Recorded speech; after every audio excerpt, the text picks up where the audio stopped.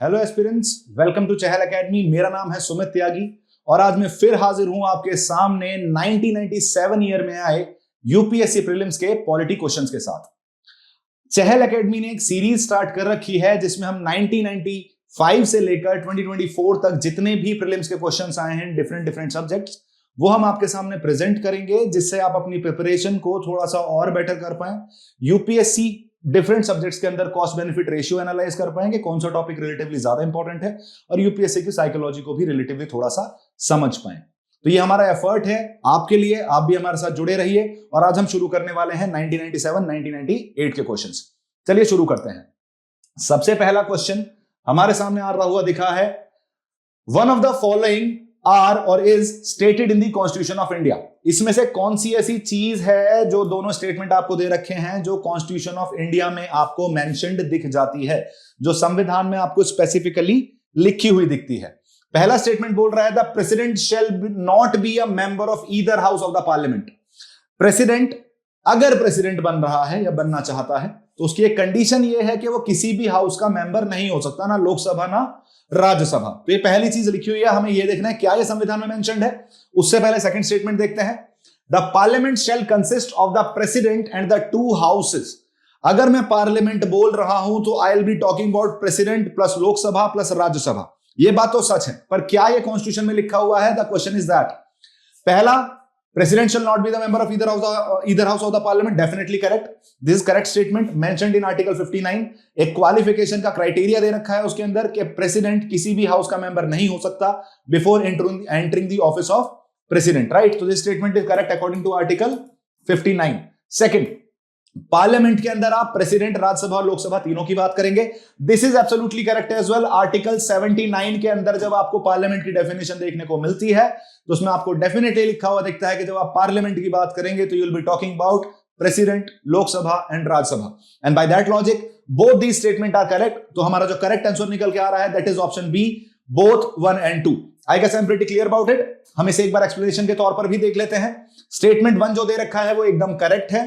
Office में enter करने से पहले किसी भी हाउस का मेंबर नहीं होना चाहिए। The article is article 59। और जब हम स्टेटमेंट 2 की बात करते हैं, पार्लियामेंट के बारे में, डेफिनेशन के बारे में, तो आर्टिकल 79 क्लियरली बताता है कि parliament is president plus Lok Sabha plus Rajya Sabha. काफी बेसिक और काफी स्ट्रेट फॉरवर्ड क्वेश्चन था, लेकिन कभी कभी आप ये स्ट्रेट फॉरवर्ड क्वेश्चंस में भी कंफ्यूज हो जाते हैं जब आपके सामने आप ठीक से क्वेश्चन ना पढ़ पाए। देखिए, हमें यहां जो फोकस रखना है वो कर रहा है स्टेटेड इन द कॉन्स्टिट्यूशन। तो सवाल पढ़ना बहुत इंपॉर्टेंट है यूपीएससी के अंदर, जिससे आप आते हुए चीजों को गलत ना करें। और प्रॉब्लम इससे नहीं है कि आपको चीजें नहीं आती हैं। प्रीलिम्स में अगर आप आती हुई चीजों को या स्ट्रेट फॉरवर्ड या स्टैटिक पोर्शन को गलत करके आते हैं तो आप अपने आप को कॉम्पिटिशन से बाहर कर रहे हैं। इससे पहले कि मैं सेकंड क्वेश्चन की तरफ मूव करूं, मेरे पास एक इंफॉर्मेशन है आपके लिए जो आपके लिए सर्टेनली यूजफुल होने वाली है। चहल एकेडमी लेकर आई है प्रीलिम्स क्रैकर प्रोग्राम, जो 4 महीने का एक मॉड्यूल है और जो टारगेट करता है आपके प्रीलिम्स स्कोर को बेटर करने के लिए। अगर आप हमारे साथ जुड़ते हैं तो हम डेफिनेटली आपके प्रीलिम्स स्कोर में कुछ ना कुछ बेटरमेंट जरूर ला पाएंगे। बिकॉज इस 4 मंथ्स के मॉड्यूल में 500 घंटे की क्लासेस होने वाली है। हर मॉड्यूल को स्पेसिफिक इंपॉर्टेंस प्रोवाइड की जाएगी। इवेंचुअली डेली बेसिस पे क्लास टेस्ट कंडक्ट कराए जाएंगे। प्रीवियस ईयर क्वेश्चंस का स्पेशल डिस्कशन कंडक्ट कराया जाएगा। सीसेट के लिए वीकेंड पे आपको सैटरडे संडे में स्पेशल क्लासेस रन करते हुए दिखेंगे और current affairs sessions every Saturday at 4 to 7 आपको रन करते हुए दिखेंगे, जो पिछले 1 साल के करंट अफेयर्स को कवर करके आपके डायनेमिक एस्पेक्ट ऑफ प्रिपरेशन को फुलफिल करेंगे। इसमें अगर आप GS plus CSAT plus current affairs तीनों मॉड्यूल लेना चाहते हैं तो वो आपको मिलेगा 14,999 रुपीज में। लेकिन अगर आपको लगता है कि you are good enough in CSAT या आपका किसी मैथमेटिक्स बैकग्राउंड है, इंजीनियरिंग बैकग्राउंड है और आपको सीसेट की नीड नहीं है, तो आप केवल जनरल स्टडीज और करंट अफेयर्स का मॉड्यूल भी ले सकते हैं। उसके लिए आपको पे करना है केवल 12,999। ये हमारी एक कोशिश है लास्ट माइल पुश के लिए, क्योंकि ये जो 4 महीने की प्रिपरेशन है दैट इज इक्विवेलेंट तो जो आपने प्रिपरेशन पूरे साल की है। तो इस 4 महीने में हम आपके साथ जुड़ना चाहते हैं जिससे आप इन 4 महीने को पूरे अच्छे से यूटिलाइज कर पाओ और अपने स्कोर को इंप्रूव कर पाओ, right? Moving to the question number 2। एक और चीज मैं बताना भूल गया आपको, सीट्स लिमिटेड है तो आप जितना जल्दी हो सके उतनी जल्दी उसके अंदर रजिस्टर कराएं, क्योंकि हम 1-on-1 फोकस पर ध्यान रखते हैं। हम 500 बच्चे इकट्ठे करके उन्हें प्रीलिम्स की तैयारी नहीं कराएंगे। एक लिमिटेड नंबर रहेगा जिससे टीचर के साथ आपकी डायरेक्ट एक्सेसिबिलिटी मिले आपको टीचर की और हम डायरेक्टली आप पे ध्यान भी दे पाए, राइट? खैर, moving on to the question number 2। The presidential election in India In the presidential election in India, every elected member of the legislative assembly of a state shall have as many as votes as there are multiples of 1000 in the quotient obtained by dividing the population of the state by the total number of the elected members of the assembly. As at present, ये 1997 का question है, that is we are talking about 1997. The expression population here means the population as ascertained by. देखो इतना बड़ा question दिया, बच्चा वैसे ही देख के डर जाएगा, पता नहीं क्या पूछ लिया। सवाल पूछा क्या गया है, आज की डेट में जब प्रेसिडेंशियल इलेक्शन होते हैं, वो जो पॉपुलेशन ऑफ द स्टेट, जब आप एमएलए की वोट की वैल्यू निकालते हो और वहां जो पॉपुलेशन ऑफ द स्टेट लिखते हो, आसान भाषा में इस तरीके से समझिए, एमएलए की वोट की वैल्यू की जब हम बात करेंगे कि what is the value of MLA vote, तो हमें उसे किस तरीके से देखते हैं, total population of the state, total population of state divided by total number of elected MLAs, total number of elected MLAs into 1/1000। सवाल यह है कि ये जो total population of the state है, इसे कौन से सेंसस के बेसिस पे रिकॉग्नाइज या एसरटेन किया जाता है। काफी आसान सवाल है बहुत बड़ा। ऑप्शंस क्या है, 1991 सेंसस, 1981 सेंसस, 1971 सेंसस या 1961 सेंसस। अगर आपने पढ़ा है तो आपको डेफिनेटली पता होगा इसका जवाब क्या है, 1971 सेंसस। देखिए 1971 सेंसस में हमें एक सडन पॉपुलेशन एक्सप्लोजन देखने को मिला था। The population growth rate was around 24.1%, right. इतिहास में, भारतीय इतिहास में सबसे ज्यादा पॉपुलेशन ग्रोथ रेट जो आया है वो 1971 सेंसस में ही आया है। लेकिन 1971 सेंसस के बाद हम नेशनल फैमिली हेल्थ प्लानिंग जो हमारा चल रहा है प्रोग्राम 1952 से जो चल रहा है, उसके सेकंड फेज में एंटर किया हमने। और जो पेनिनसुलर स्टेट्स थे, जो सदर्न इंडियन स्टेट्स थे, उन्होंने रिलेटिवली बेटर परफॉर्म करना शुरू किया, उनका बर्थ रेट डिक्लाइन करना शुरू किया। लेकिन अगर आप पॉपुलेशन के बेसिस पे, एवरी सेंसस के बेसिस पे अगर आप सीट डिस्ट्रीब्यूट करना शुरू कर दोगे, तो वो जो स्टेट्स हैं जो बेटर परफॉर्म कर रहे हैं पॉपुलेशन कंट्रोल में, उनको नुकसान होता हुआ दिखेगा। इसलिए 1976 के 42nd अमेंडमेंट से जो लोकसभा और स्टेट असेंबलीज की सीट्स हैं उन्हें रिजर्व कर दिया गया, उन्हें फ्रीज कर दिया गया कि जी 1971 में जो पॉपुलेशन थी उसी के बेसिस पे आपको क्या देखने को मिलेगा, सीट्स डिस्ट्रीब्यूशन देखने को मिलेगा, both in Lok Sabha as well as in basically state assemblies. Eventually यही आपके सामने सवाल है। रीजन मैंने आपको बता दिया है कि फ्रीज कर दिए गए थे। इवेंचुअली आज की डेट में भी आपको जो इलेक्शन होते हुए दिखते हैं वो 1971 बेसिस पे के सीट डिस्ट्रीब्यूशन पे दिखते हैं। अब जो भी 2026 के बाद, बेसिकली 2026 इज नेक्स्ट ईयर, तो जो भी नेक्स्ट सेंसस होने वाला है उसमें आप रीडिस्ट्रीब्यूशन करोगे अगर सरकार कोई चेंज नहीं करती है तो। और इस चीज को लेके भी आपको नॉर्थ एंड साउथ में एक डिवाइड देखने को मिल जाता है, को southern India do not want that, because वो चाहते हैं जो उन्होंने बेटर परफॉर्म किया है पॉपुलेशन कंट्रोल में, उस चीज का उन्हें नुकसान देखने को ना मिले। तो हमारा जो आंसर निकलने को देखने को मिल रहा है वो है 1971 सेंसस। मैंने आपको एक्चुअली बता दिया है कि एमएलए वोट की वैल्यू क्या होती है, किस तरीके से निकाला जाता है, वही चीज इसमें बता रखी है 1971 सेंसस के थ्रू आप इस चीज को फंक्शन करते हुए दिखते हैं। ये लेटर अमेंडमेंट्स में भी हेल्ड किया गया, जैसे मैंने आपको बोला इनिशियली ये 2001 तक था, इसे बाद में एक्सटेंड करके 2026 कर दिया गया। और आज की डेट में जब 2026 आने वाला है, स्टिल नीड टू नो कि क्या होगा, क्या आप रीडिस्ट्रीब्यूट करोगे नंबर ऑफ सीट्स को या फिर इसे कंटिन्यू करोगे on the basis of 1971 census itself. उसके लिए मैंने जैसे आपसे बोला, नॉर्दर्न इंडिया और सदर्न इंडिया के अंदर आपको एक कंफ्लिक्ट भी देखने को मिल जाता है। और सदर्न इंडियन स्टेट्स बिल्कुल नहीं चाहते कि सीट्स का रीडिस्ट्रीब्यूशन हो, क्योंकि वहां वो नुकसान में दिखेंगे। और states like Uttar Pradesh, Bihar, MP, जहां आपको पॉपुलेशन काफी तेजी से राइज होती हुई दिखी है, जहां बर्थ रेट आपको 2011 के बाद गिरता हुआ दिखा है, वो आपको एडवांटेज लेते हुए दिखेंगे और वो ऑलरेडी एडवांटेज में है। ऐसा बोलते हैं ना, यूपी और बिहार के बिना लोकसभा का रास्ता नहीं खुलता। द रीजन भी क्योंकि maximum number of seats already उनके पास है। अगर वापस से रीशफल करोगे on the basis of population other than 1971 census और अकॉर्डिंग टू 2031 सेंसस, तो आपको नॉर्दर्न इंडियन स्टेट्स वापस और ज्यादा बेनिफिट लेते हुए दिखेंगे, जिससे जो बेसिकली सदर्न इंडियन स्टेट है वो एग्री नहीं करते हैं। मैंने ऑलरेडी आपको बता दिया है। क्वेश्चन जो है इसमें इनटू डिवाइडेड बाई आपको क्या करना है, आपको 1000 और कर देना जो फॉर्मूला है, और इवेंचुअली आपके पास क्या मिलेगा, आपको 100 वोट्स की वैल्यू देखने को मिल जाएगी, जैसा मैंने आपको फॉर्मूले में ऑलरेडी एक्सप्लेन कर दिया है। Moving on to the question number 3। If the prime minister of India belong to the upper house of the parliament, अगर प्राइम मिनिस्टर अपर हाउस से, राज्यसभा से आ रहे हैं, तो क्या इंपैक्ट देखने को मिलेगा उन चीजों का। देखो सबसे पहले तो स्टेटमेंट ने खुद ही बता दिया कि जी राज्यसभा से मेंबर आ सकता है, राइट। ये तो डेफिनेट है क्योंकि पीएम कहां से दिखा रखे हैं, belongs to the upper house. Unlike British parliament, जहां आपको केवल हाउस ऑफ कॉमन्स यानी लोअर हाउस से ही पीएम देखने को मिलता है। भारत में lower house as well as upper house यानी कि Lok Sabha as well as Rajya Sabha दोनों से पीएम देखने को मिल सकता है। अब देखते हैं पीएम अगर अपर हाउस से बिलोंग करता है तो उसके पास क्या क्या पावर्स हैं, क्या क्या नहीं है। सबसे पहले ही will not be able to vote in his favour in the event of no confidence motion. Hold पे रखते हैं इसे। इसमें बोला गया है कि अगर लोकसभा में नो कॉन्फिडेंस मोशन आता है तो पीएम अपने आप को बचाने के लिए वोट नहीं कर पाएगा। दूसरा, ही will not be able to speak on the budget in the lower house. Lok Sabha के अंदर जब बजट डिस्कशन हो रहे होंगे वहां बैठ के वो बातें नहीं कर सकता। दूसरा, वो स्टेटमेंट नहीं बना सकता। वो केवल स्टेटमेंट जो है वो केवल अपर हाउस में दे सकता है, कोई भी स्टेटमेंट लोअर हाउस में जाके नहीं दे सकता। ये थर्ड स्टेटमेंट है। एंड फोर्थ स्टेटमेंट, 6 महीने के अंदर अंदर उसे राज्यसभा से हटके लोकसभा का मेंबर बनना पड़ेगा। ये आपकी चौथी कंडीशन देखने को मिल रही है। देखो, लोकसभा का मेंबर नहीं है लेकिन हेड ऑफ गवर्नमेंट है। इसका मतलब लोकसभा में बोल भी सकता है, लोकसभा में स्टेटमेंट भी प्रोवाइड कर सकता है, लेकिन लोकसभा में वोट नहीं कर सकता क्योंकि वो लोकसभा का मेंबर नहीं है। तो बाय दैट लॉजिक दूसरा स्टेटमेंट हमारे पास गलत हो गया, थर्ड स्टेटमेंट हमारे पास गलत हो गया। पहला स्टेटमेंट आपको एब्सोल्युटली करेक्ट देखने को मिल रहा है क्योंकि नो कॉन्फिडेंस मोशन होता है लोकसभा के अंदर और लोकसभा का मेंबर नहीं है पीएम क्योंकि वो अपर हाउस से बिलोंग कर रहा है, तो वो नो कॉन्फिडेंस मोशन के टाइम पे वोटिंग नहीं कर सकता। तो फर्स्ट स्टेटमेंट आपको एब्सोल्युटली ठीक देखने को मिलता है।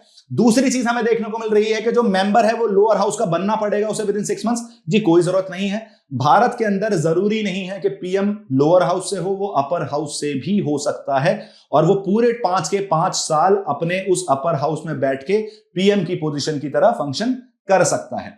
हमारे देश में ऑलरेडी काफी पीएम्स ऐसे रहे हैं जो लोअर हाउस की जगह अपर हाउस से आते हुए दिखते हैं। For example, Indira Gandhi is one example, Manmohan Singh is second example, HD Deve Gowda is another example.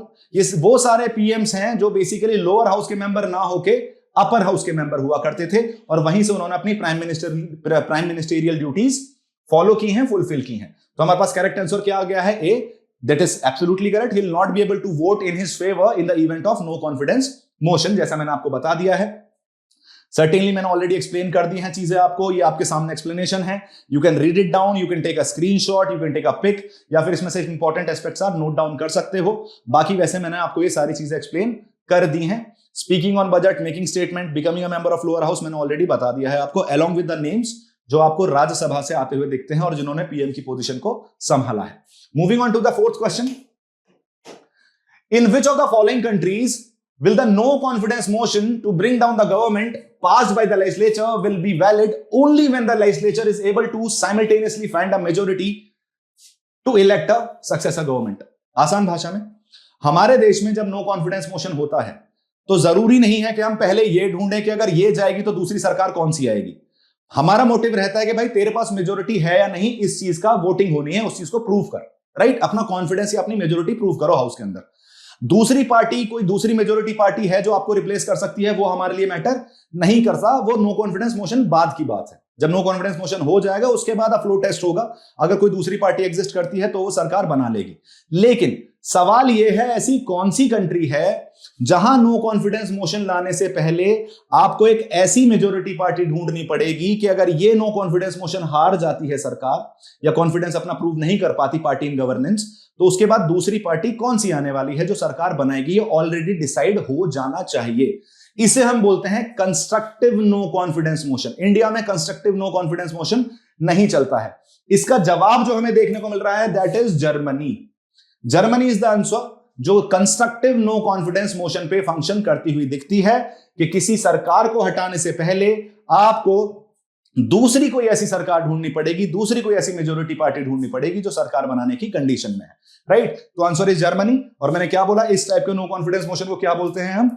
इस टाइप के नो कॉन्फिडेंस मोशन को हम बोलते हैं constructive vote of no confidence. India में ये आपको फंक्शन करता हुआ नहीं दिखता है। अच्छी बात क्या है, ये पॉलिटिकल स्टेबिलिटी को मेंटेन करने में हेल्प कर रहा है, जिससे जब नई गवर्नमेंट बने तो ऑलरेडी दूसरी, जब नई गवर्नमेंट जो बनने वाली है वो दूसरी के तुरंत बाद फंक्शन करना शुरू कर दे और आपको कंटिन्यूटी देखने को मिले और किसी भी तरीके से कोई पावर वैक्यूम पिक्चर में आता हुआ ना दिखे, जैसे भारत में आता हुआ दिख जाता है।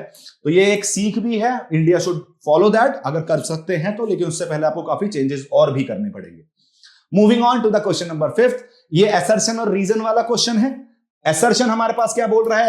असर्शन का स्टेटमेंट है, willful disobedience or non-compliance of court orders and the use of derogatory language about judicial behavior amounts to contempt of court. Right? किसी भी तरीके से कोर्ट के ऑर्डर का जानबूझ के डिस्कार्ड करना उसे, या उसको डिसोबे करना, या फिर उसको बेसिकली डिमीन करना, और साथ के साथ कोर्ट के लिए कोई भी डेरोगेटरी लैंग्वेज यूज करना, किसी भी तरीके से कोर्ट को भला बुरा बोलना, इसे हम कंटेम्प्ट ऑफ कोर्ट के अंडर लेते हैं। ये असर्शन बोल रहा है। Reason, judicial activism can not be practised without arming the judiciary with punitive powers to punish contemptuous behaviour. इसमें यह बोला गया है जुडिशियल एक्टिविज्म किसी भी तरीके से कोर्ट प्रैक्टिस नहीं कर पाएगी अगर उसके पास उन लोगों को पनिश करने की पावर नहीं है जो उसके खिलाफ बोल रहे हैं या जो उसके ऑर्डर्स को डिसोबे या डिमीन कर रहे हैं। देखो, ये दोनों स्टेटमेंट एकदम करेक्ट हैं। कंटेम्प्ट ऑफ कोर्ट की पावर भी है कोर्ट्स के पास, और जुडिशियल एक्टिविज्म के लिए आपको प्यूनिटिव मेजर्स भी सरकार के पास, कोर्ट के पास होने चाहिए, जिससे वो अपनी अथॉरिटी को, अपनी डिग्निटी को मेंटेन रख पाए। पर सवाल ये है, क्या ये जो असर्शन है इसका सही रीजन यहां प्रोवाइड किया हुआ है? ये थोड़ी सी सोचने वाली बात है। अब ऑप्शन क्या है हमारे पास? दोनों ए और आर सही हैं और R is the correct explanation of A. Second option क्या है? ए और आर सही हैं but R is not the correct explanation of ए।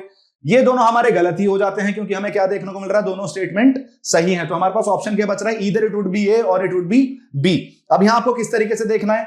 देखो, यहां इन्होंने बात करी है कि कंटेम्प्ट ऑफ कोर्ट की पावर होती है सरकार के, कोर्ट के पास। हाँ जी, बिल्कुल सही बात है। आर्टिकल 129 जो कोर्ट ऑफ रिकॉर्ड का आर्टिकल है, उसके अंदर आपको कंटेम्प्ट की पावर जुडिशरी के पास देखने को मिल जा रही है, और साथ के साथ किस तरीके से वो कंटेम्प्ट के प्रोसीजर को फॉलो करेगी उसकी पावर आपको 142 जो जुडिशियल एक्टिविज्म वाला एस्पेक्ट है उसमें भी देखने को मिल जा रही है।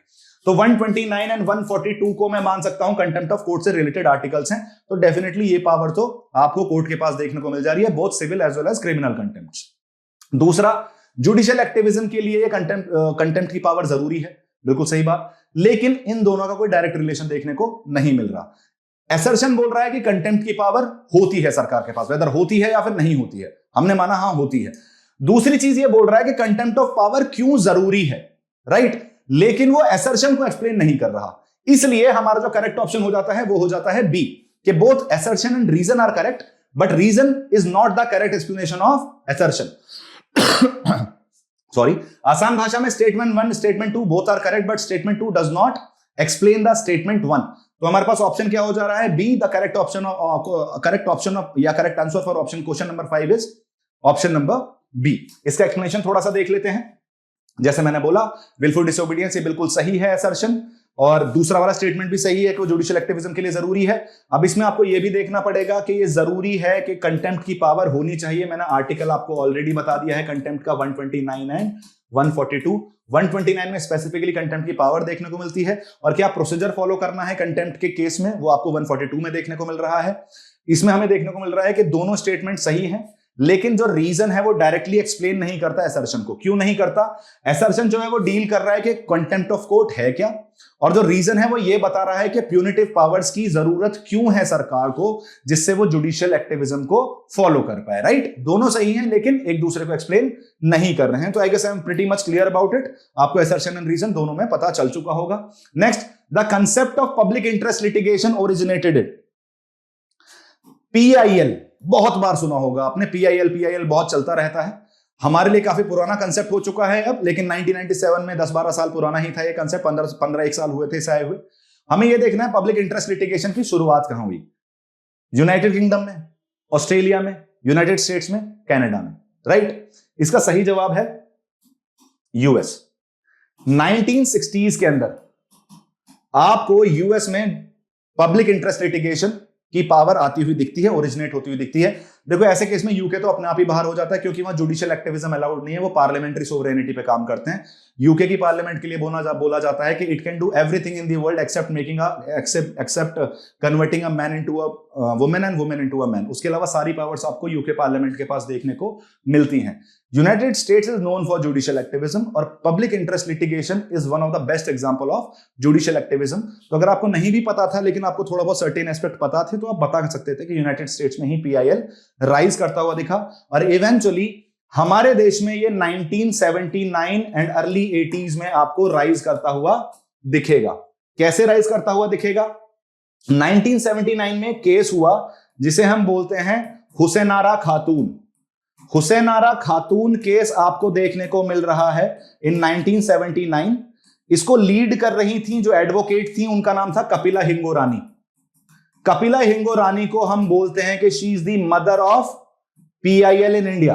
Kapila Hingorani is mother of PIL in India, right. इसके बाद इन कपिला हिंगोरानी ने जो पिटीशन डाली उसको सपोर्ट किसने किया?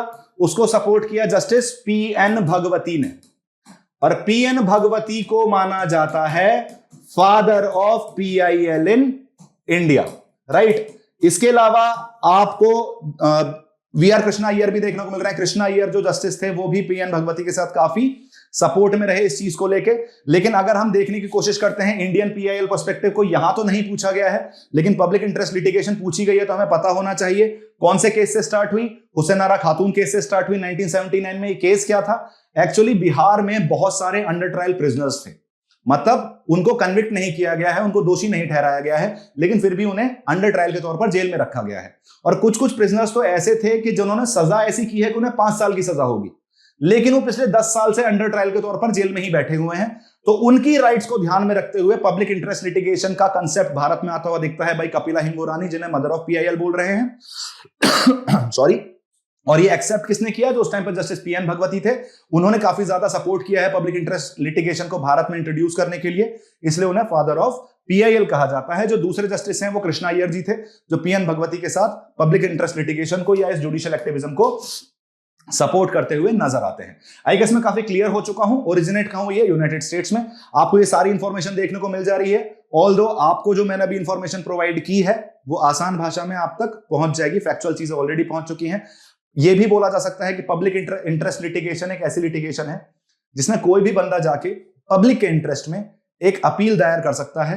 आसान भाषा में इसमें आपको लोकस स्टैंडाई होने की जरूरत नहीं है, मतलब मेरा डायरेक्ट रिलेशन उस चीज से होने की भी जरूरत नहीं है, लेकिन अगर वो लार्जर पब्लिक इंटरेस्ट में वो चीज फंक्शन कर रही होगी तो मैं पब्लिक जुडिशरी के अंदर लिटिगेशन डाल सकता हूं उस चीज को लेकर, right. Moving on to question number 7। This question talks about Dinesh Goswami committee. कब आई थी ये कमेटी? This committee came in 1990। 1990 में कमेटी बनाई गई थी। हमसे पूछा गया है कि इनमें से कौन सी ऐसी चीज है जो दिनेश गोस्वामी कमेटी ने रिकमेंड की थी। पहला option constitution of state level election commissions, ये तो पहले ही गलत हो गया जी, राइट। या फिर एटलीस्ट यहां भी 73rd नहीं आया है तो अभी इस पिक्चर में गलत मान भी नहीं सकते हैं। खैर, सिस्टम ऑफ इलेक्शन ऑफ लोक list system of election of Lok Sabha, government funding of parliamentary elections, a ban on candidate of independent candidates in the parliamentary elections. मतलब क्या क्या बोला है कि जी स्टेट इलेक्शन कमीशन अपॉइंट कर दो, जो इलेक्शन होने चाहिए लोकसभा के वो लिस्ट सिस्टम से होने चाहिए। अभी लिस्ट सिस्टम क्या है वो भी हम डिस्कस करेंगे। गवर्नमेंट को फंडिंग करनी चाहिए इलेक्शंस की, जिससे जो ब्लैक मनी है, जो ब्लैक मनी का रोल है इलेक्शंस के अंदर कैंपेन्स के टाइम पे उसे कम किया जा सके, या फिर इंडिपेंडेंट चुनाव लड़ना ही खत्म कर देना चाहिए। इन चारों में से कौन सी रिकमेंडेशन दिनेश गोस्वामी कमेटी ने दी थी? तो the correct answer is B. इन्होंने लिस्ट सिस्टम को सजेस्ट किया था जिससे पार्टी रिप्रेजेंटेशन को बेटर बनाया जा सके। अब ये लिस्ट सिस्टम है क्या? This is a type of proportional representation system. जैसे हम first pass the post system पे फंक्शन करते हैं, जिसमें जिसकी सबसे ज्यादा सीट्स वो जीत जाएगा। लिस्ट सिस्टम में क्या होता है कि different parties A B C D, for example ये डिफरेंट पार्टीज वहां खड़ी हैं, किसी कैंडिडेट का नाम नहीं दिया जाएगा, पार्टीज का नाम दिया जाएगा। आपको वोट किस पे करना है? पार्टी पे वोट करना है।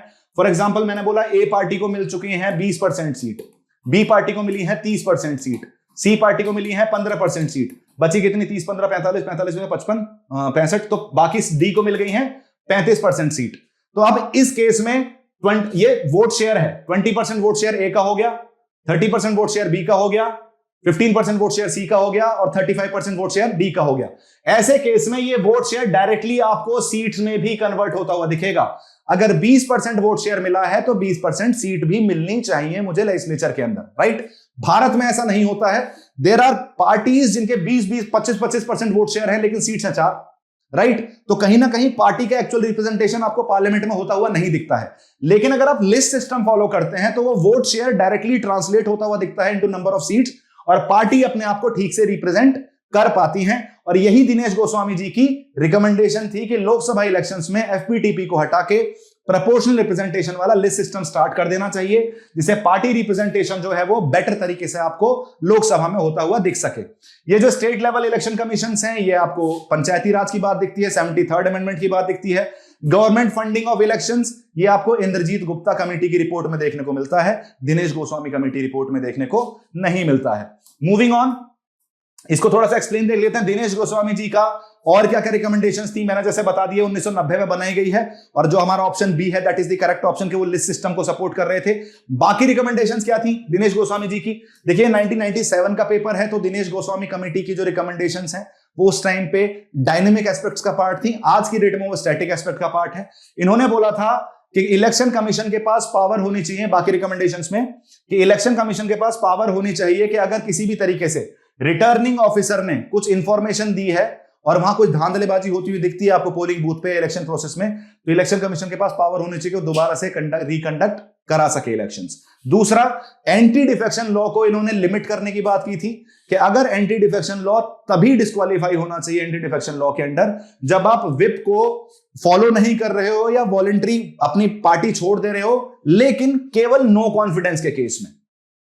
जब कॉन्फिडेंस मोशन है तब ADL anti defection law picture में आना चाहिए। नॉर्मल बिल्स के लिए या ऑर्डिनरी बिल्स के लिए आपको एडीएल अप्लाई नहीं करना है, क्योंकि कहीं ना कहीं वो assent versus freedom of speech and expression का डिबेट भी है उसके अंदर। तो इन्होंने बोला एडीएल जरूरी है फॉर द पॉलिटिकल स्टेबिलिटी, लेकिन इसे नो कॉन्फिडेंस मोशन तक ही सीमित रखना चाहिए कि अगर नो कॉन्फिडेंस मोशन के टाइम पे अगर पार्टी डायरेक्शंस फॉलो नहीं कर रहे हो तो आपको डिस्क्वालीफाई किया जाएगा, या नो कॉन्फिडेंस मोशन के टाइम पे अगर आप अपनी पार्टी मेंबरशिप से रिजाइन कर दे रहे हो तो आपको डिस्क्वालीफाई किया जाएगा, बाकी मैटर्स में नहीं किया जाएगा, as recommended by Dinesh Goswami. Of course ये अप्लाई नहीं हुआ है, बाकी एस्पेक्ट्स में भी आपको डिस्क्वालिफिकेशन प्रेजेंट में फंक्शन करता हुआ दिखता है। इन्होंने बोला नए डिलिमिटेशन होने चाहिए उन कॉन्स्टिट्यूएंसी 1981 सेंसस के बेसिस पे आपको, जैसे मैंने अभी लास्ट क्वेश्चन में भी बताया कि 1971 सेंसस में चल रहा है, 1990 में भी 1971 पे चल रहा था, तो इन्होंने बोला सेंसस को बदल के अब 1981 कर देना चाहिए सीट रीडिस्ट्रीब्यूशन को। ऑफ कोर्स ये भी नहीं माना गया, और इन्होंने बोला कि रोटेशन करना चाहिए एससीज और एसटीज की सीट्स का।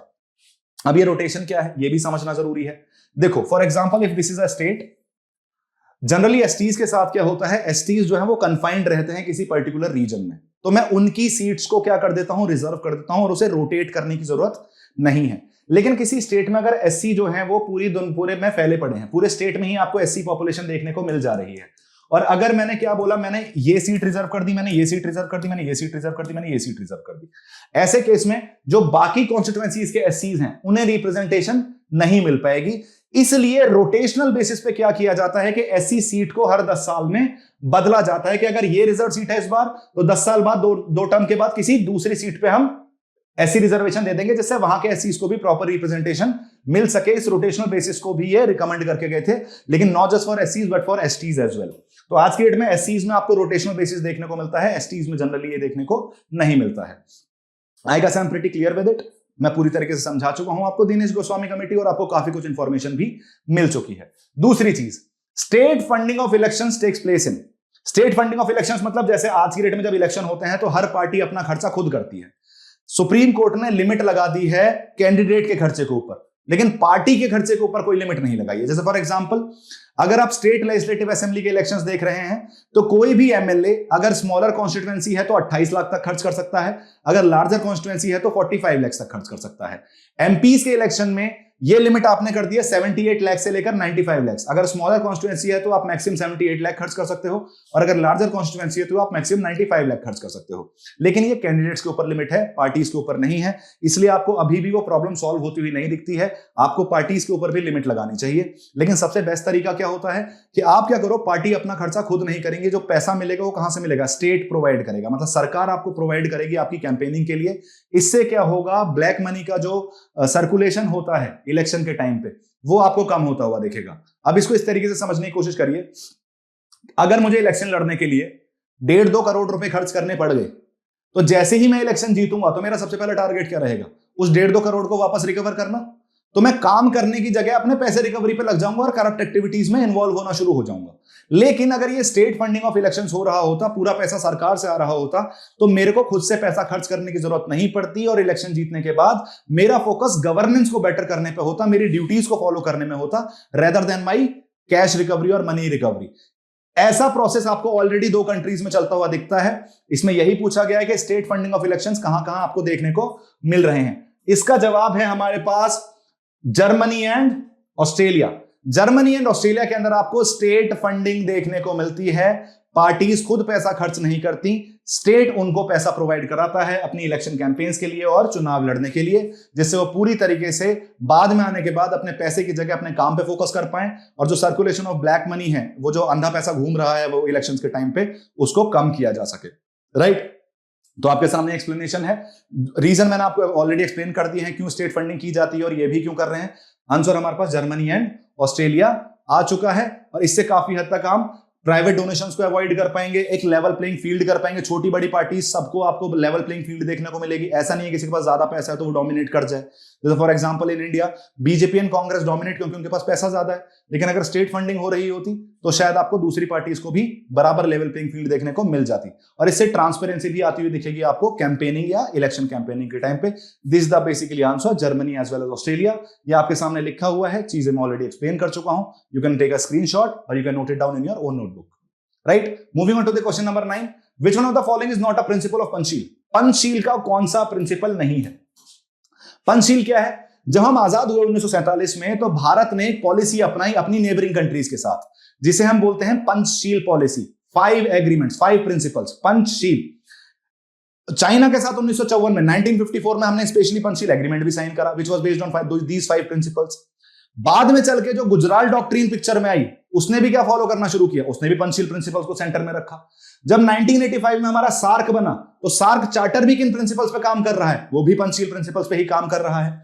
तो इवेंचुअली अब हमें वो देखना है कि इनमें से कौन सा वो प्रिंसिपल है जो पंचशील प्रिंसिपल का पार्ट नहीं है। सबसे पहला non alignment, second peaceful coexistence, third is mutual respect for each others territorial integrity and sovereignty, and third is mutual non interference in each others internal affairs. ये तीनों आपको पंचशील के मेंबर्स देखने को या प्रिंसिपल्स देखने को मिल जाते हैं। This is not the aspect of Panchsheel. Non alignment के लिए आपने नेम अलग से बनाया था, नॉन अलाइनमेंट हमारा पंचशील का पार्ट नहीं है। इसके अलावा जो 2 कौन से हैं वो हम देख लेते हैं। 2 हमारे पास है, म्यूचुअल नॉन एग्रेशन हो चुका है, टेरिटोरियल सोवरेनिटी की इज्जत हो चुकी है, non interference in internal matters, equality and mutual benefits, and the last one is peaceful coexistence. These 5 principles are known as Panchsheel principles। और कंफ्यूज मत रहिएगा, पंचशील पॉलिसी केवल चाइना के साथ नहीं थी, हर नेबरहुड के साथ थी। जस्ट आफ्टर इंडिपेंडेंस बस चाइना के साथ हमने 1954 में एक स्पेसिफिक पंचशील एग्रीमेंट साइन कर लिया था, जिसके अंदर हमने तिब्बत एनेक्सेशन को एक्सेप्ट कर लिया था, which was done by China in 1949। उसे नेहरू जी का ब्लंडर भी कहा जाता है, क्योंकि आपने तिब्बत का एनेक्सेशन एग्री कर लिया 1954 एग्रीमेंट में विदाउट डिस्कसिंग द बॉर्डर्स। जबकि आप तिब्बत का एनेक्सेशन जब आप एग्री कर ले रहे हो तो डायरेक्ट बॉर्डर आपका चाइना से शेयर होना शुरू हो जा रहा है, तो आपको बॉर्डर भी डिस्कस कर लेने चाहिए। तो शायद प्रॉब्लम आपको फ्यूचर में नहीं देखने को मिलती, लेकिन स्टिल जो हुआ सो हुआ, आगे की तरफ सोचने की जरूरत है हमें। Moving on to question number 10, which of the following was not proposed by the 73rd Constitutional Amendment Act? 73rd CAA 1992 Panchayati Raj institutions inserted 11 schedule, inserted 249 243 9A के अंदर आपको जो देखने को मिलता है, 243 आर्टिकल के अंदर आपको चेंजेस देखने को मिलते हैं। क्या क्या चीजें बोली हैं इसमें जो 73rd CA से देखने को मिली, और ऐसी कौन सी चीज है जो CA के अंदर मेंशन नहीं थी, 73rd कॉन्स्टिट्यूशनल अमेंडमेंट एक्ट नहीं करता हुआ दिखता है। पहला है 30% सीट जो है लोकल बॉडीज के अंदर वो वुमेन कैंडिडेट्स के लिए रिजर्व की जाएंगी at all levels, at village level, eight intermediate level, at district level. तीनों लेवल पे आपको 30% या 1/3 सीट, 1/3 सीट जो है वो वुमेन के लिए रिजर्व दिखती हैं। This statement is absolutely correct. ये बात 73rd CA के अंदर बोली गई थी। The states will constitute a finance commission, state finance commission बनाया जाएगा, डेफिनेटली करेक्ट स्टेटमेंट, ये भी बिल्कुल सही स्टेटमेंट है। और रिसेंटली 15th फाइनेंस कमीशन ने तो ये तक बोल दिया है कि मार्च 2024 तक किसी भी स्टेट ने अगर स्टेट फाइनेंस कमीशन नहीं बनाई है तो उसको फंड डिवॉल्व या उसको पैसा नहीं दिया जाएगा उस लोकल गवर्नमेंट को। तो इसको काफी ज्यादा इंपॉर्टेंस भी दी गई है रिसेंटली। तो state finance commission was in news, उस पर भी ध्यान रखना है हमें। Panchayati Raj elected functionaries will be disqualified to hold their offices if they have more than 2 children या 2 बच्चे। अगर किसी पंचायती राज फंक्शनरी के 2 बच्चे से ज्यादा हैं तो उसे पंचायती राज फंक्शनरी पोजीशन से हटा दिया जाएगा। देखो सुनने में गलत लग रहा है, this is wrong of course, मैं बताता हूं, इसको एक्सप्लेन करता हूं वापस। The elections will be held every 6 months time if panchayat raj bodies are superseded. अगर पंचायत डिसॉल्व हो जाती है या पंचायती बॉडी किसी तरीके से दिक्कत में आती है तो अगले 6 महीने के अंदर आपको इलेक्शन कंडक्ट करवाने हैं। ये बात भी आपको 73rd सीए के अंदर मेंशन दिख जाती है। ये जो सी ऑप्शन है कि अगर 2 से ज्यादा बच्चे हैं तो आप पंचायत के अंदर फंक्शन नहीं कर सकते, this is not mentioned through 73rd CA. कुछ स्टेट्स ने ये कंडीशंस लगाई हैं, जैसे उड़ीसा और राजस्थान आपको ये कंडीशन लगाते हुए दिखते हैं कि 2 से ज्यादा बच्चे, और एक मिनिमम उन्होंने एजुकेशन क्वालिफिकेशन भी रख दी है कि 10वीं क्लास से ज्यादा आप पास होने चाहिए, तभी आप पंचायती राज में पार्टिसिपेट कर सकते हो या फंक्शनरी की तरह फंक्शन कर सकते हो। लेकिन ये किसी भी तरीके से संविधान में मेंशन नहीं है और ये कंडीशन जो है 73rd constitutional amendment act imply नहीं करता है। तो हमारे पास इसका करेक्ट ऑप्शन क्या देखने को मिल जा रहा है? C. C is the correct answer of it. This is not mentioned या this is not given by 73rd constitutional amendment act. Moving on, ये आपके सामने ऑप्शन देखने को मिल रहे हैं, एक्सप्लेनेशन देखने को मिल रहा है। ऑलरेडी मैं कर चुका हूं आपके सामने एक्सप्लेनेशन, फिर भी आप 2 मिनट पॉज करके इसे पढ़ सकते हैं। इवेंचुअली दिस एज वेल, जो आपके ऑप्शन जो देखने को मिल रहे थे ए, बी एंड डी, उसकी एक्सप्लेनेशन आपको यहां देखने को मिल जा रही है, बट हम ऑलरेडी डिस्कस कर चुके हैं तो will not waste our time here. You can take the screenshot and read it again. Moving on, question number 11, the Indian parliamentary system is different from British parliamentary system in that of India has. Indian parliamentary system और British parliamentary system में क्या difference है ये पूछा गया है इसके अंदर। Both are real and nominal executive, मतलब इसमें यह बोला गया है कि ऐसी कौन सी चीज है भारत के पास जो ब्रिटेन के पास नहीं है। तो ये पहले बोल रहे हैं भारत के अंदर रियल और नॉमिनल एग्जीक्यूटिव दोनों होते हैं। दूसरा ऑप्शन, कलेक्टिव रेस्पॉन्सिबिलिटी का कंसेप्ट है भारत के अंदर। तीसरा ऑप्शन, बाइकैमरल लेजिस्लेचर है भारत के अंदर। चौथा option, system of judicial review.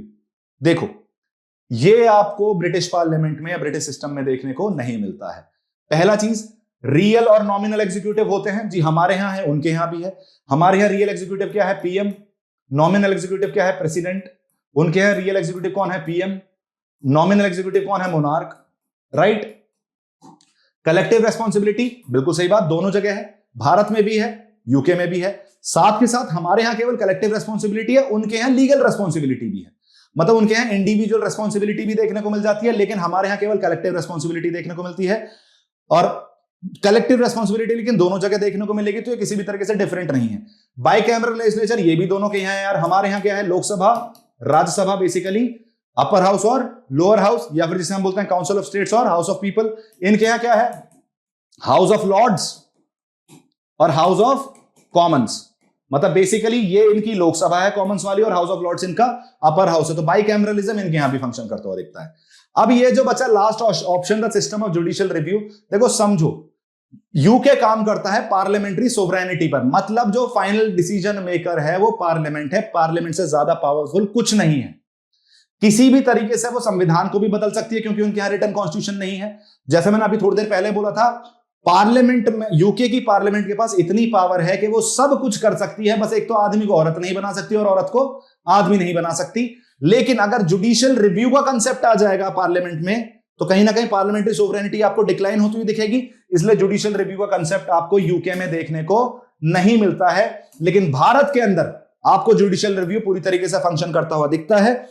Judiciary के पास ये पावर होती है कि उसे अपहोल्ड करना है संविधान को, उसे लोगों की फंडामेंटल राइट्स को सिक्योर करना है, तो वो हर लॉ को उस कसौटी से गुजरना पड़ेगा कि वो किसी भी तरीके से बेसिक स्ट्रक्चर के अगेंस्ट तो नहीं है, लोगों की फंडामेंटल राइट्स के अगेंस्ट तो नहीं है, अनकॉन्स्टिट्यूशनल तो नहीं है। और वो इंडियन जुडिशरी के पास पावर है, लेकिन ऐसी पावर यूके जुडिशरी के पास नहीं है।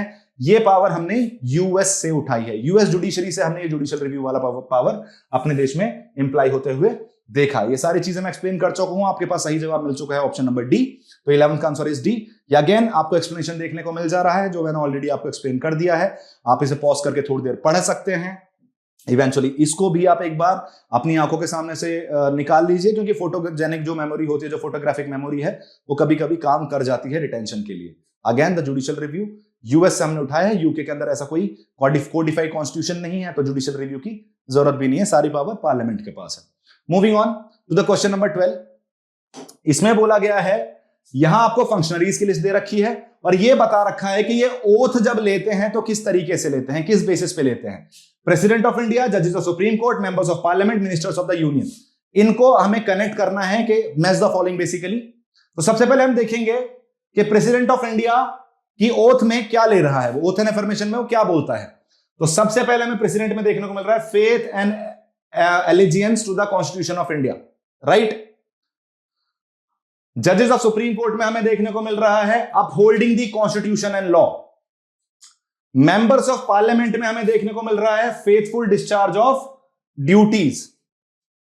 एंड मिनिस्टर्स ऑफ यूनियन में हमें देखने को मिल रहा है सीक्रेसी ऑफ इंफॉर्मेशन। आसान भाषा में फर्स्ट कनेक्ट हो रहा है सी से, तो हमारे पास ऑप्शन बचा 1 A and C. Second connect हो रहा है डी से, अभी भी ऑप्शन ए और सी आपको वैलिड दिखता है। And members of parliament connect हो रहे हैं बी से, तो हमारे पास करेक्ट ऑप्शन क्या निकल आया? सी ऑप्शन निकल आया। अब इसे थोड़ा सा डिस्कस कर लेते हैं। प्रेसिडेंट ऑफ इंडिया जब ओथ लेता है तो वो क्या करता है? अपनी फेथ और एलिजेंस शोकेस करता है कॉन्स्टिट्यूशन के लिए कि जी मैं कॉन्स्टिट्यूशन के हिसाब से ही फंक्शन करूंगा। जजेस ऑफ सुप्रीम कोर्ट का कारण है, मोटिव होता है कि वो कॉन्स्टिट्यूशन और लॉ को अपहोल्ड कर सकें, जो कॉन्स्टिट्यूशनैलिटी है उसको अपहोल्ड करने में सक्षम रहें, उसको प्रोटेक्ट कर पाए। मेंबर्स ऑफ पार्लियामेंट बोलते हैं कि जो भी उनके ऊपर ड्यूटी लगाई गई है वो ड्यूटी क्या है? अपने लोगों का भला, जिन लोगों ने उन्हें चुन के भेजा है उनको अच्छे से रिप्रेजेंट कर पाए, उनकी कंसर्न को पार्लियामेंट्री प्लेटफॉर्म पर रख पाए। और यूनियन मिनिस्टर्स का होता है कि वो जब भी aid and advice prime minister president को प्रोवाइड कर रहे हैं या फिर जो भी कैबिनेट डिसीजंस किए गए हैं उसमें सीक्रेसी मेंटेन रखें, जिससे नेशनल सिक्योरिटी और इंटरनल सिक्योरिटी वाले एस्पेक्ट्स को सिक्योर रखा जा सके। तो हमारे पास ऑप्शन क्या निकल कर आ रहा है? 12 का सी इज द करेक्ट आंसर। तो आपको यह भी पता चल रहा है कि इट्स नॉट जस्ट अबाउट कि आप ये पता कर लो कि ओथ्स एंड अफर्मेशन का कौन सा शेड्यूल है, ओथ्स एंड अफर्मेशन क्या होती हैं। आपको यह भी पता होना चाहिए किस कंटेक्स्ट में ओथ्स एंड अफर्मेशन ली जाती हैं। ये वापस रिपीट भी हो सकता है क्वेश्चन, ये प्रेजेंट लेवल का क्वेश्चन है, हो सकता है आपको इसी साल ये रिपीट होता हुआ भी दिख जाए। ये चीज मैंने ऑलरेडी आपको एक्सप्लेन कर दिया, again you can read it. वही सारी सेम चीजें हैं जो मैंने अभी आपसे बोली, बस they are written in a more constructive way और अ रिफाइंड वे। तो आप एक बार इसे पढ़ सकते हैं इवेंचुअली पॉज करके, and this slide as well. ये सेम चीजें हैं जो मैंने अभी आपसे जस्ट बताई हैं। Moving on, question number 13, which of the following schedule of the constitution of India contains provision for anti defection act? देखो ये अब तो नहीं पूछेंगे आपसे, बहुत स्ट्रेट फॉरवर्ड क्वेश्चन है, लेकिन एंटी डिफेक्शन लॉ से क्वेश्चन आ सकता है, तो हमें एंटी डिफेक्शन लॉ के बारे में पता होना चाहिए। इसका सीधा सीधा जवाब है 10th शेड्यूल, राइट। फर्स्ट हमें क्या देखने को मिल रहा है? देखो 2nd, 5th, 8th ये ओरिजिनल कॉन्स्टिट्यूशन में भी थे। 8 शेड्यूल तक तो मेरे पास ओरिजिनल कॉन्स्टिट्यूशन में भी देखने को मिल रहे हैं। अब यहां क्या बोला गया है? कौन सा शेड्यूल एडीएल करता है, एंटी डिफेक्शन लॉ की बात करता है? तो हमें यह भी पता है anti defection law constitution amendment से लाया गया है। इसका मतलब इन 8 ओरिजिनल शेड्यूल में तो नहीं है, उसके लिए एक नया शेड्यूल ऐड हुआ था जिसे हम बोलते हैं 10th शेड्यूल। 1985 के अंदर 52nd कॉन्स्टिट्यूशनल अमेंडमेंट एक्ट आया, जिसने आपने ये एडीएल आपने ऐड किया और 10th शेड्यूल आपने ऐड किया, और जिससे पॉलिटिकल स्टेबिलिटी को मेंटेन किया जा सके। अब ये एडीएल है क्या? देखो यार, हमारे यहाँ ना हरियाणा में एक नेता थे जिनका नाम था गयालाल। उन्होंने एक दिन में 3 पार्टी चेंज करी। सुबह वो एक पार्टी से दूसरी में चले गए, दोपहर में मतलब नाश्ता किसी और के साथ, लंच किसी और के साथ, और डिनर किसी और के साथ। अब ऐसे केस में हमें लगने लगा पॉलिटिकल स्टेबिलिटी कैसे मेंटेन करोगे। इस चक्कर में 1985 में 1989 में आपको ये कॉन्स्टिट्यूशन अमेंडमेंट एक्ट आता हुआ दिखता है, जिसकी वजह से वो पॉलिटिकल स्टेबिलिटी मेंटेन की जा सके। आज की डेट में अगर आप अपनी पार्टी से रिजाइन देते हो तो आपको डिस्क्वालीफाई किया जा सकता है। अगर 2/3 से कम मेंबर्स पार्टी छोड़ के जा रहे हैं तब भी वो सारे डिस्क्वालीफाई हो जाएंगे। अगर पार्टी विप या पार्टी की डायरेक्शन अगर आप फॉलो नहीं कर रहे हो, 3 टाइप की विप होती हैं, 1 लाइन, 2 लाइन, 3 लाइन, जो हम कभी और डिस्कस करेंगे। तो 1 लाइन विप में डिस्क्वालिफिकेशन नहीं है, लेकिन 2nd लाइन और 3rd लाइन विप अगर आपने, या 2 लाइन और 3 लाइन विप आपने फॉलो नहीं की है तो आपको डिस्क्वालीफाई कर दिया जाएगा। तो ये सारी कंडीशंस आपने लगा दी कि अगर इन कंडीशंस पे चलोगे ब्रो तो आपको डिस्क्वालीफाई किया जा सकता है। 2 कंडीशंस और हैं, अगर इंडिपेंडेंट मेंबर कोई भी पार्टी ज्वाइन कर लेता है तो उसे डिस्क्वालीफाई कर दिया जाएगा। नॉमिनेटेड मेंबर अगर 6 महीने के बाद कोई पार्टी ज्वाइन करता है तो भी उसे डिस्क्वालीफाई कर दिया जाएगा। ये सारी कंडीशंस आपको एडीएल में फंक्शन करती हुई दिखती हैं। 1985 में आया था 52nd कॉन्स्टिट्यूशनल अमेंडमेंट एक्ट से, ईयर वाज 1985। ये आपको देखने को मिल जा रहे हैं, इसे वापस पढ़ सकते हो। ये सारी चीजें मैंने आपको ऑलरेडी एक्सप्लेन कर दी हैं। दीज आर दी कंडीशंस, इसका कारण क्या है, क्यों लाया गया इसे, और जो कंडीशंस हैं वो भी मैंने आपको अभी जस्ट बताई कि कौन कौन सी कंडीशंस हैं जिसमें एडीएल लगता हुआ दिखता है। अब सवाल है question number 14, Panchayati Raj institution was first introduced in India in October 1959। 1959 में 1959 में ऐसा पहला कौन सा स्टेट था जिसमें आपको पंचायती राज इंप्लाई होता हुआ दिखता है? देखो 1957 में 1957 में एक कमेटी बनाई गई थी जिसे हम बोलते हैं बलवंत राय मेहता कमेटी। इसने आपको क्या बताया? इसने आपने पंचायती राज इंस्टीट्यूशन को सपोर्ट करने की बात करी, राइट, कि पंचायती राज सिस्टम को आपको एस्टेब्लिश करना चाहिए 3 लेवल पे। बेसिकली इस चीज को आपने राजस्थान में इंप्लाई होते हुए देखा, right answer is Rajasthan. The district was Nagaur. 1959 के अंदर नागौर डिस्ट्रिक्ट में पहली बार आपको पंचायती राज जो है वो एस्टेब्लिश होता हुआ दिखता है, and it was the efforts by Balwant Rai Mehta committee, और इनकी रिकमेंडेशंस को ध्यान में रखते हुए राजस्थान के नागौर डिस्ट्रिक्ट में 1959 के अंदर पंचायती राज को एस्टेब्लिश किया गया था, राइट। तो Rajasthan became the first state to initiate Panchayati Raj institutions. Eventually 73rd constitutional amendment act से आपने इसे कॉन्स्टिट्यूशनलिज्म प्रोवाइड करा। देखो, सबसे पहले हमने क्या किया, जब पंचायती राज इंस्टीट्यूशन आया तो हमने आर्टिकल 40 में उसे डीपीएसपी में जोड़ दिया। हमने बोला जी लोकल सेल्फ गवर्नमेंट को सपोर्ट करना है, पर एक तो अंबेडकर जो है वो एग्री नहीं कर रहे थे, क्योंकि उनके हिसाब से villages are the den of ignorance. सबसे ज्यादा कास्टिस्ट पर्सपेक्टिव वहीं से निकलता हुआ दिखता है। दूसरी चीज, नेहरू जी को जो है वो लोगों पर अभी भरोसा नहीं था, उनको ब्यूरोक्रेसी पर ज्यादा भरोसा था। तो 1952 में रेदर देन मूविंग टुवर्ड्स पंचायती राज, आप कम्युनिटी डेवलपमेंट प्रोग्राम की तरफ मूव करके सीडीपी की तरफ, और आपने बीडीओज बनाने शुरू कर दिया, एक ब्यूरोक्रेसी का लेवल बढ़ा दिया ब्लॉक लेवल पे, जो आपको लोकल गवर्नेंस में हेल्प करेगा। लेकिन इवेंचुअली हमें रियलाइज हुआ कि केवल उससे ब्यूरोक्रेसी को स्ट्रॉन्ग करने से काम नहीं चलेगा, आपको डिसेंट्रलाइजेशन ऑफ पावर करने की जरूरत पड़ेगी from the elected perspective, from the political perspective, not from executive और ब्यूरोक्रेटिक पर्सपेक्टिव। और उसका एग्जाम्पल हमें 1959 में राजस्थान देखने को मिल रहा है। और दूसरी चीज, 73rd सीए ने 1992 के बाद पूरे भारत के अंदर यूनिफॉर्मिटी लेके आए वो लोकल सेल्फ गवर्नमेंट के फॉर्म पे। उससे पहले क्या हो रहा था कि हर स्टेट अपने हिसाब से काम कर रहा था, आपको कोई यूनिफॉर्मिटी और सिमिलैरिटी देखने को नहीं मिल रही थी। सबकी जैसी इच्छा है वो वैसे फंक्शन कर रहे हैं तो कर रहे हैं, नहीं कर रहे तो नहीं कर रहे। 73rd अमेंडमेंट ने यूनिफॉर्मिटी लेके आई और ये ऑब्लिगेशन बना दिया कि आपको ये बनाना ही पड़ेगा, डिसेंट्रलाइजेशन ऑफ पावर करना ही पड़ेगा। अब ये हुआ या नहीं हुआ ये हम बाद में बात करेंगे। इसमें एक बहुत बड़ा डिबेट है कि वेदर दे आर सक्सेसफुल और नॉट। वुमेन्स ओरिएंटेशन में उसे पता करने के लिए, उसे पढ़ने के लिए आपको हमारी एकेडमी ज्वाइन करनी पड़ेगी, तब मैं आपको बताऊंगा कि वो किस तरीके से हम उसे फेवर मिलेंगे, उसके अगेंस्ट जाते हुए देखते हैं, किस तरीके से हम क्रिटिसाइज करते हैं पंचायती राज को। Question number 15, which one of the following parties were not a part of United front when which was in power during 1996 and 1997। देखो ये तो स्टैटिक, ये तो पूरा डायनेमिक क्वेश्चन है, वहां के करंट अफेयर्स का है, लेकिन मुझे ये तो पता चल गया कि किसी यूनाइटेड फ्रंट की बात की गई है। अब ये यूनाइटेड फ्रंट क्या है? यूनाइटेड फ्रंट हम बोलते हैं थर्ड फ्रंट। ये थर्ड फ्रंट इंडियन डेमोक्रेसी का एक फीचर है। आसान भाषा में, जब दो मेन पार्टीज फंक्शन कर रही होती हैं तो बाकी सारी पार्टीज एकजुट होकर एक तीसरा ऑप्शन क्रिएट करती हैं, जिसे हम बोलते हैं थर्ड फ्रंट। फॉर एग्जाम्पल 1989 में आपको यूनाइटेड फ्रंट, यहां यूनाइटेड नेशनल फ्रंट आता हुआ दिखा था, राइट। उसके बाद आपको 1996 1997 में जब आपको एचडी देवगौड़ा और आईके गुजराल की सरकार दिख रही है, तब आपको यूनाइटेड फ्रंट आता हुआ दिखा था। 2009 में आपको थर्ड फ्रंट बनता हुआ दिखा था। तो इन सबको हम बोलते हैं थर्ड फ्रंट। अब ये पूछा गया है कि 1996, 1997, 1996, 1997 में जो पार्टीज ने थर्ड फ्रंट बनाया था, उनमें से कौन इन थर्ड फ्रंट का हिस्सा नहीं थी? इन पार्टीज में से कौन सी यूनाइटेड फ्रंट का हिस्सा नहीं है? The correct option is Bahujan Samaj party third United front का हिस्सा नहीं थी, समता पार्टी भी नहीं थी, हरियाणा विकास पार्टी भी नहीं थी। केवल असोम या अखोम गण परिषद, जिसे हम आसाम गण परिषद भी बोल देते हैं, वो आपको यूनाइटेड फ्रंट का हिस्सा बनती हुई दिखी थी। अब हमसे पूछा भी ये गया है नॉट द पार्ट ऑफ, तुम्हारे पास क्या हो गया? बहुजन, समता पार्टी और हरियाणा विकास पार्टी। ये तीनों मेंबर्स देखने को नहीं मिल रहे हैं या उस फ्रंट का पार्ट बनते हुए नहीं दिखे थे यूनाइटेड फ्रंट का। The correct option is 1, 2 and 3। तो बी हमारे पास करेक्ट आंसर आता हुआ दिख जाता है कि these three parties were not the members of United front in 1996 and 1997। ये आपके सामने एक्सप्लेनेशन है, मैं ऑलरेडी आपको एक्सप्लेन कर चुका हूं। यहाँ कुछ पार्टीज के नाम देखने को मिल रहे हैं जिन्होंने यूनाइटेड फ्रंट का हिस्सा थे, जो जैसे जनता दल है, Samajwadi party, DMK, Telugu Desam party, Asom Gana Parishad और लेफ्ट फ्रंट सीपीआई और सीपीएम। ये सब आपने यूनाइटेड फ्रंट का हिस्सा बनते हुए देखे थे, जिन्होंने 1996-97 में आपको सरकार बनाते हुए देखा जाता है, जिन्हें पीएम के नाम भी मैंने आपको बता दिए हैं। जाने से पहले मैं वापस रिमाइंड कराना चाहता हूं आपको, जल्दी से जल्दी रजिस्टर कराइए, जल्दी से जल्दी हमारे साथ जुड़िए और अपने सपने के साथ हमें भी जोड़िए, जिससे हम आपके प्रीलिम्स के यूपीएससी प्रीलिम्स क्लियर करने के सपने को थोड़ा आसान बना सके और उसको थोड़ा सा आपको अपने सपने के थोड़ा सा और करीब ले जा सकें। डेफिनेटली अगर आपको कोई भी क्वेरी है, कोई भी डाउट है, तो नीचे आपको यहाँ व्हाट्सएप नंबर देखने को मिल रहा है, आप डायरेक्टली हमारी वेबसाइट विजिट कर सकते हैं या फिर इन नंबर्स पर भी कांटेक्ट कर सकते हैं। डायरेक्टली हम आपको मिलेंगे इस प्रीलिम्स क्रैकर प्रोग्राम के अंदर।